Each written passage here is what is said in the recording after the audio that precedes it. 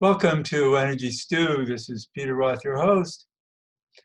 And I'd like to ask you, what do you really know about love? And we all probably know something different. And maybe it works for us. Let's hope so. And I'm talking about relationships. We're looking at Valentine's Day right now. And so we're talking about relationships, loving each other, and what that means and how to apply it. And we do our best. We could always use more advice. No one's perfect. So to help us do a better job is a wonderful guest who's been on the show a number of times before. And she gets information from the best places. She talks with animals.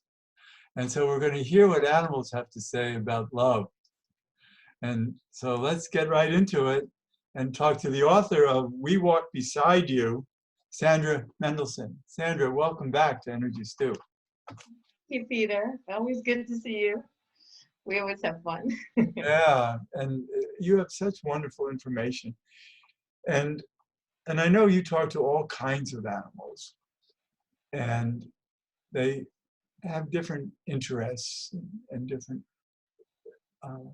deep understandings of life, often about their own species, and often about us as they watch us and see us around and tap into universal consciousness and pick up all kinds of things that we don't believe that they can do. But they certainly tell you. And we're learning so much more about animals than ever before due to people who, like you, who talk with animals, and also just watching their behavior is evolving too. And they're getting better at expressing love also. So let's talk about it. Where would you like to start? Well, I want to throw a question out there. If you ever really consider how love might be perceived by the animal kingdom, consider two very powerful ideas. Number one, imagine, like animals, you go through your life without ever once looking in a mirror. And number two, you will not measure your life by time. Animals know before and after, early, late, day, night, long time, short time, but they do not tick off their lives in seconds, minutes, hours, days, weeks, months, years, the way we do.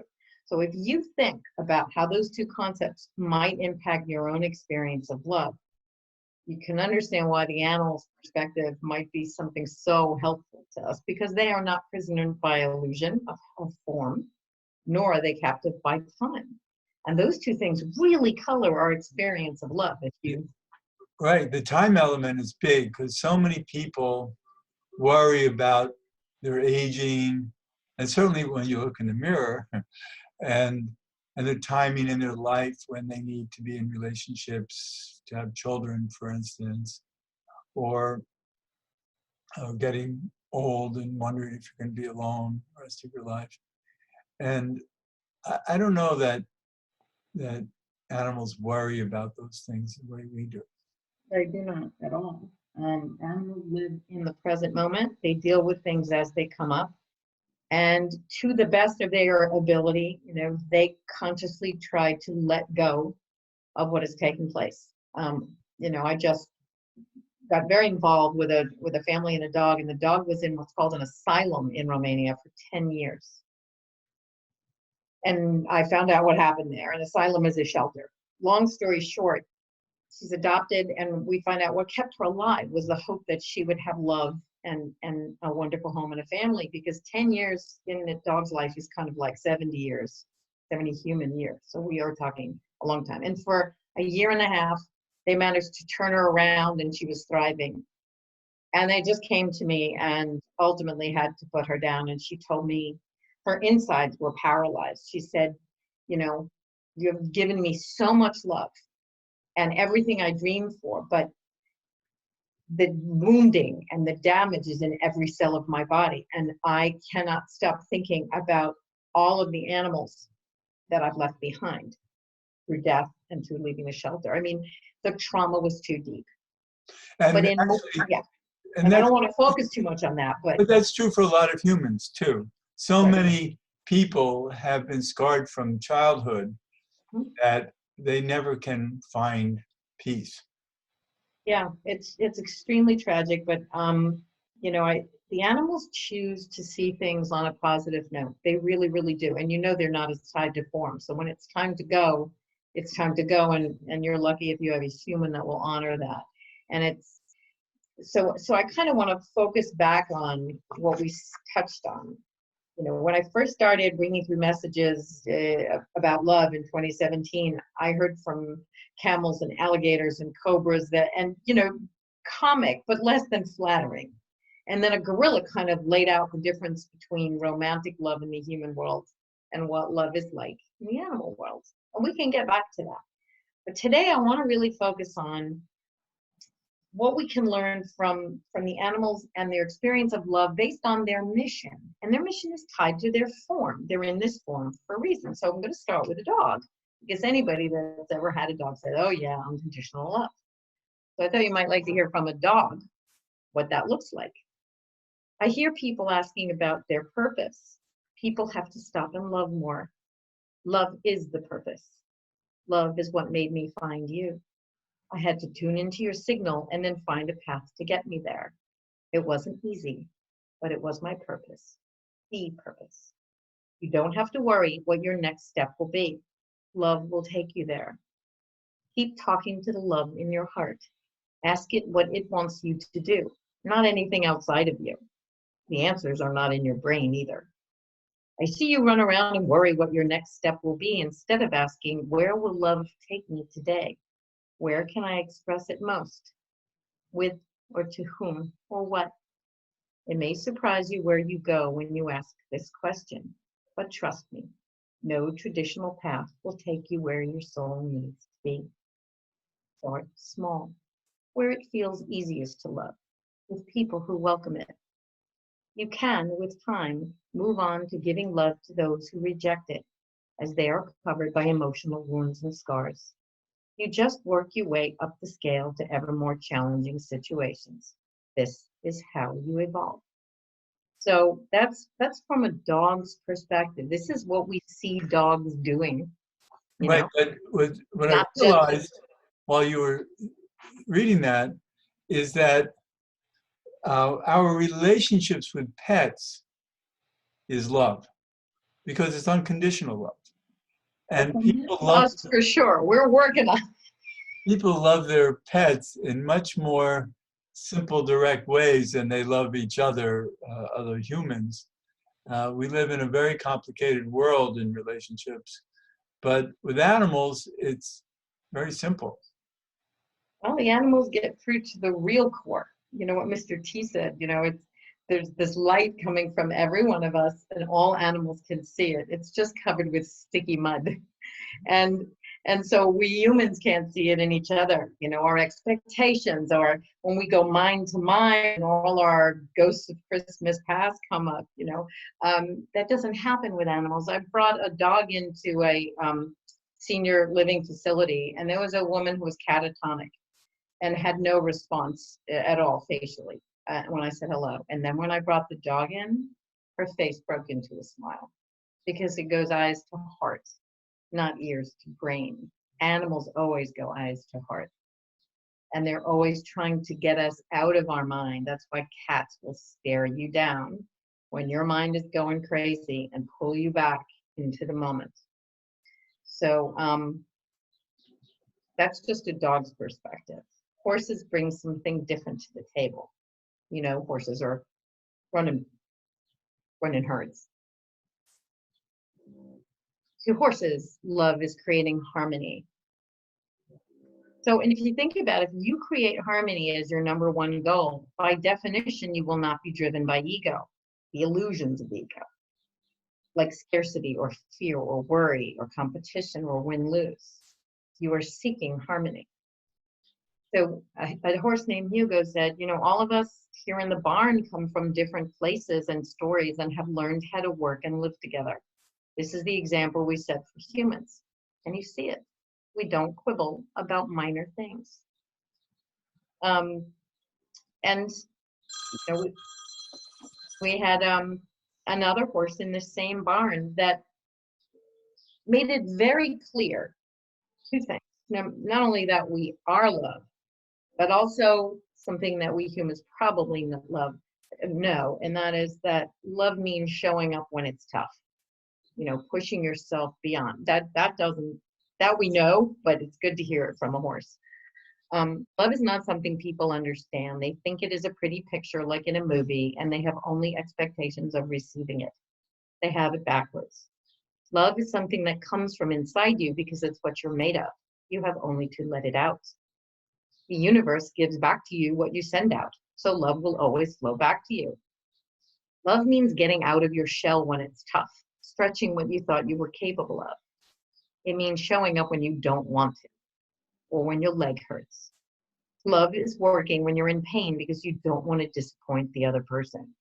It is doing something over and over again until you get it right, even if you just want to give up after the first try.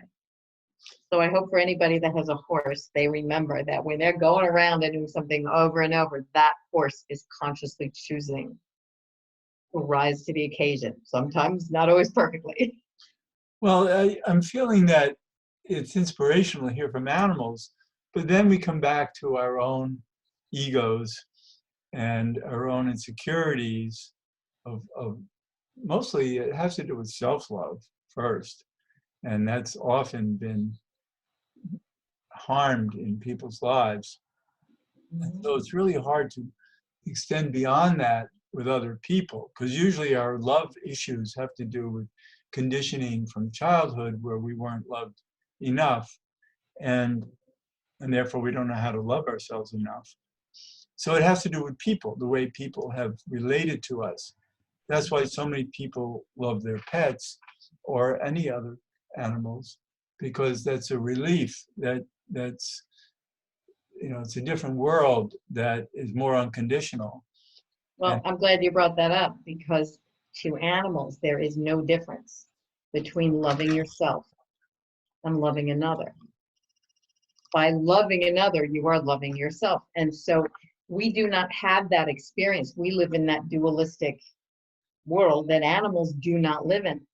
And I mean, an orangutan said to me, I teach my baby as I love a tree, I love me. They learn this way of love in regard to everything. I even teach them how to give themselves hugs. And I asked my dog, I said, T, how do you love yourself? He said, by fulfilling my purpose. I said, but your purpose has always been to take care of me and love me. He said, it's all the same. So that means that by loving me, you love yourself. And I heard that from a crow too. All love is self-love because you are part of everything. So by loving anything, you love you too. Animals don't see any distinction here, while humans feel separate from the whole. The picture looks so different through our eyes. It's like we speak this language from birth, and humans have to learn it and translate it in a two-step process. And then I have several animals that talk about self-love. So we know that we have to start with self-love, because then it enables you to love others. So we may not have that experience that the animals have, where it's all one and the same.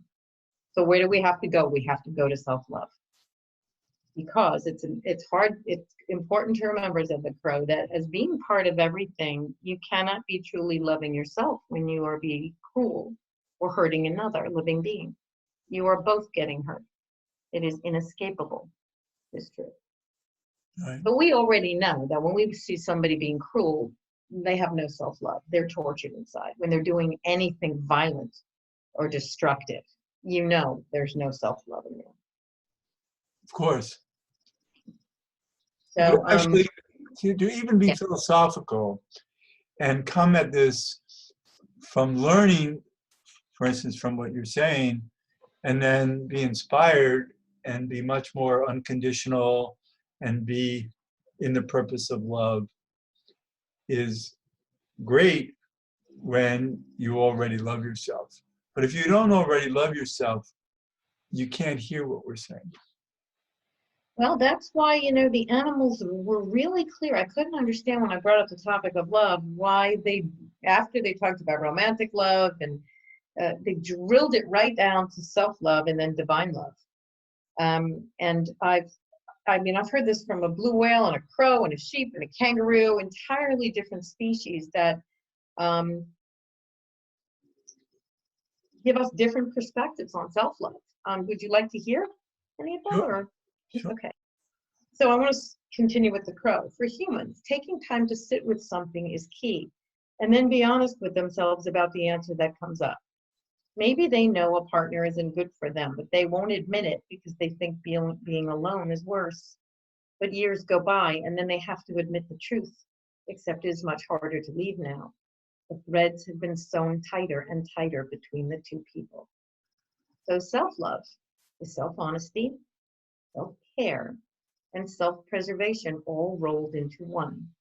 It is sometimes breaking your own rules because they no longer serve you, and you created them when you knew less about yourself and life.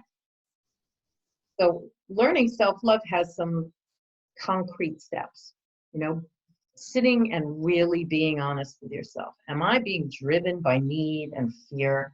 What's really going on for me right now in this situation? So that's really one of the ways self-love begins. Right. So self-reflection is the way to start. And admitting the truth instead of I need, I want, I have to have. Is this really serving me? Am I flourishing? Am I receiving the love if we're focusing on a relationship? Are we both growing? Is this healthy for me? Am I happy around this person?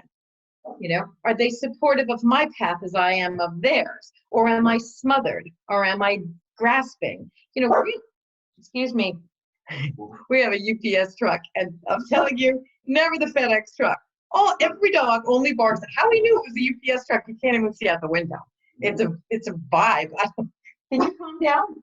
And not FedEx, just UPS. Only UPS. That's so funny. So there you go. That's one aspect of self-love. And then a kangaroo from Australia said, few people really understand self-love, like what it means and how far it extends. And these are things that but it's good to hear them. It means not believing the wobbly feeling in your gut when someone criticizes you, or when someone points out kindly what you might consider doing better. Self-love means taking the time to not only digest what they're saying, but to ask if it's really true or not. Don't forget their agendas, broken parts, and egos. So again, it's coming back to self-reflection and seeing in ourselves how fearful we are of criticism and how we react to it. And how we believe it. Yeah. How we just believe it. We're all different in this regard. Some of us, if you come from the people-pleasing end of the world, as soon as someone criticizes anything, you just take it right in instead of sifting it and deciding whether to keep it or discard it. There's more. Again, back to this kangaroo, self-love also means noticing where your own mind goes, because it can tell you lies about who you are, lies that cripple you with pain, label you, and pigeonhole you. This may be the root of all suffering. Right. And the hardest lesson to learn from. And what I'm thinking about in terms of relationships is that it takes two self-lovers to have a successful relationship. I was just reading an article today from Business Insider about what makes relationships work and what are key factors in people getting divorced. And it has a lot to do with both sides carrying responsibility for the quality of the relationship, not just one person trying to hold up the other. And taking responsibility for when their own garbage comes up. I'm in a new relationship, 3-4 months, and I've never met a man that actually can see when his garbage is coming up and that he's reacting to something that triggered the past, but wasn't actually happening between the two of us. Do you know what that feels like? heaven? Like, really? Right. It's a gift. It's such a gift, because you You having don't two have to people. worry about being a bad guy so much. Yeah, and you can't, because then they resent you. You're not here to fix them, So again, the fact that you drive it home to self-love. I mean, if you listen to Deepak Chopra's sutras, love sutras on Pandora, it's always, I love myself exactly the way I am. Thank you. Imagine talking to your lover saying, this is from Deepak, I love who thank you for, I love myself. That it had nothing to do with the other person. I love who I am, and God made me this way. And I don't know, I forgot the exact words, but you get the idea that all love drills down to self-love. And,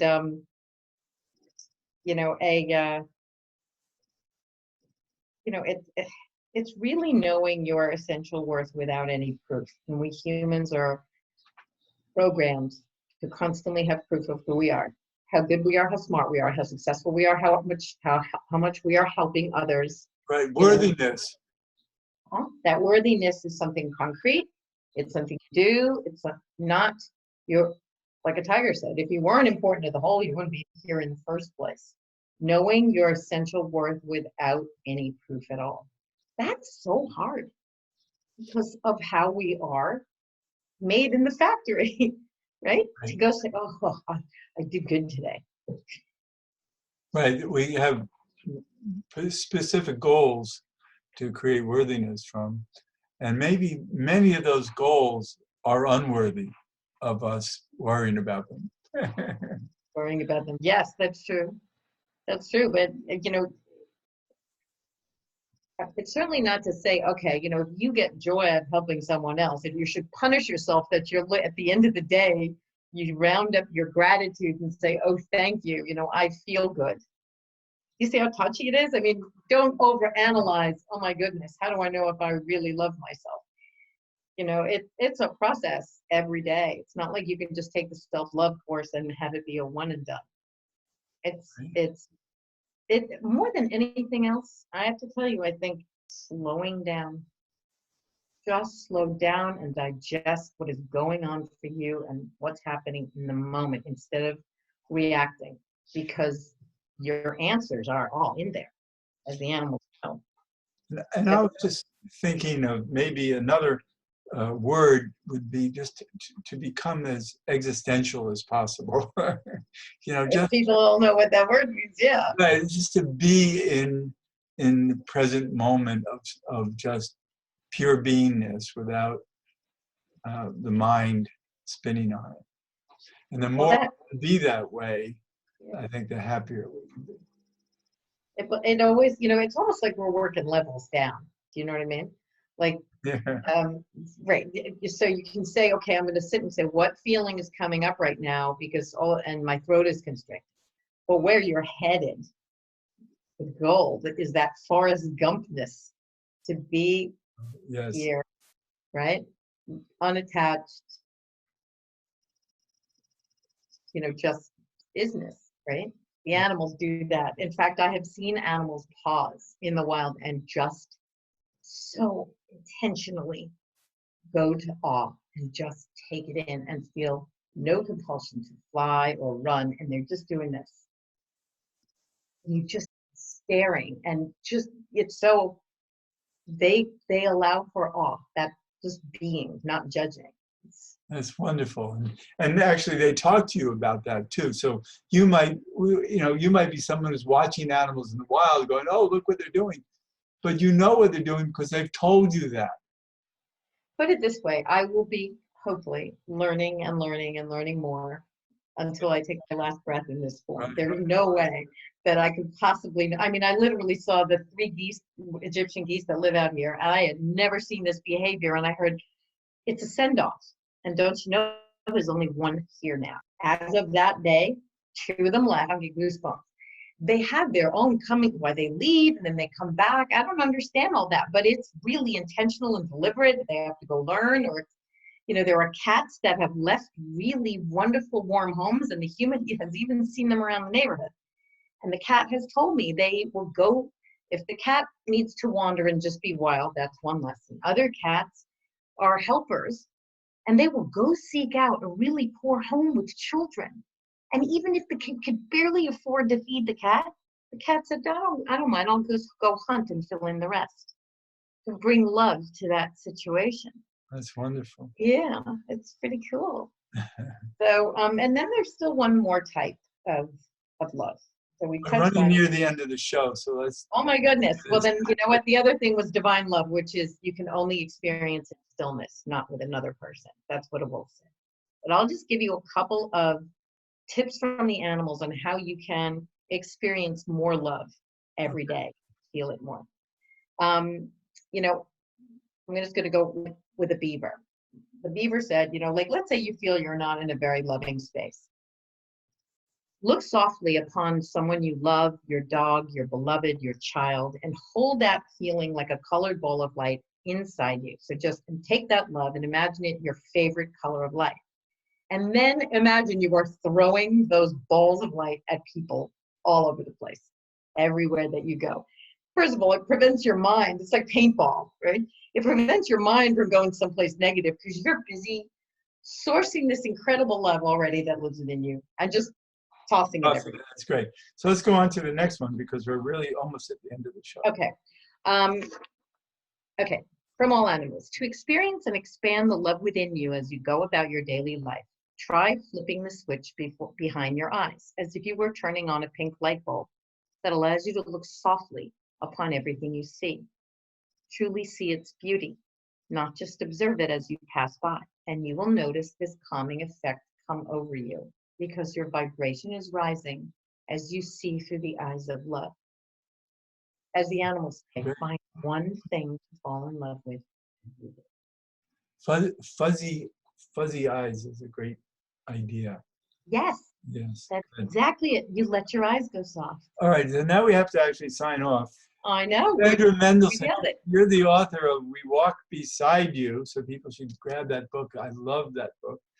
And your website is smendelson.com, SMENDELSON.com. And at the blog are tons of channelings and interviews and hopefully stuff of interest. That's wonderful. Sandra, thanks so much. It's always so great to talk with you. Peter, thank you again. And this is Peter Roth, your host of Energy Stew at PRN.FM. I can be reached at peter@heartriver, HEART, river.org. It's a great website. Visit it. And I'd love to hear from you. And thanks so much for listening.